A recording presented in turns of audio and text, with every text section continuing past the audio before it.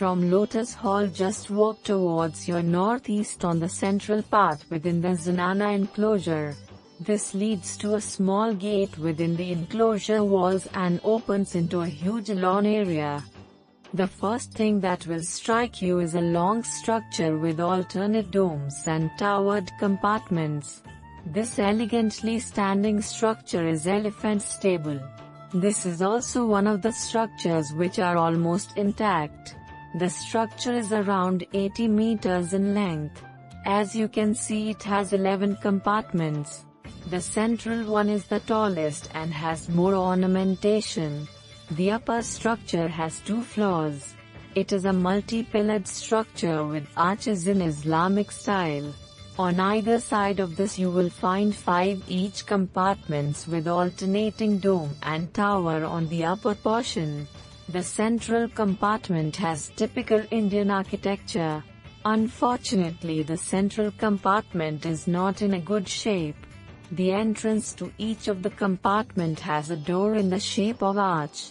By looking at the structure closely for so many years, I think Islamic architecture style has more influence in this structure. Let us take a look inside the compartments.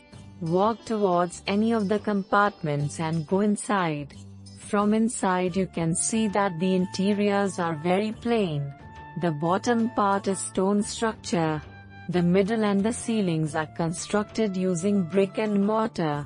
Each of the compartments has a small arch-shaped passage to go to the adjacent compartment. Though traditionally this has been known as Elephant Stable, there are no architectural and historical evidences to support this belief. Nowhere in the compartments can you see any provisions made to tie elephants or any paraphernalia that you normally see in any stable. So at this point let us assume that it is indeed Elephant Stable, as is the traditional belief, and hope we will find more evidences to prove it either way. Take your time to explore other parts of the Elephant Stable. Just adjacent to the Elephant Stable, towards the north, you will see another structure which is predominantly in Islamic architecture style. This is believed to be Guard's Quarter. It is around 80 meters in length and 20 meters in breadth. Just like the Elephant Stable, it also has 11 arches at the front. The central arch has a narrow entrance. The whole structure stands on 4 to 5 feet pedestal. Behind the arch you can find the external wall and a corridor-like structure.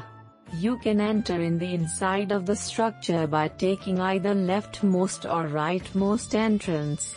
The sculptures and statues got from the enclosure are kept in this area. This is traditionally known as Guard's Quarter.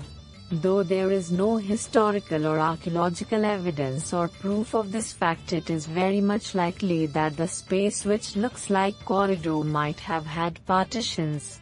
These small partitions could have served as resting space for the guards. Within the Zanana enclosure there exists a similar looking structure just behind the Queen's Palace basement. Over there some evidences have been found which proves that the corridor-like red walls indeed had partitions.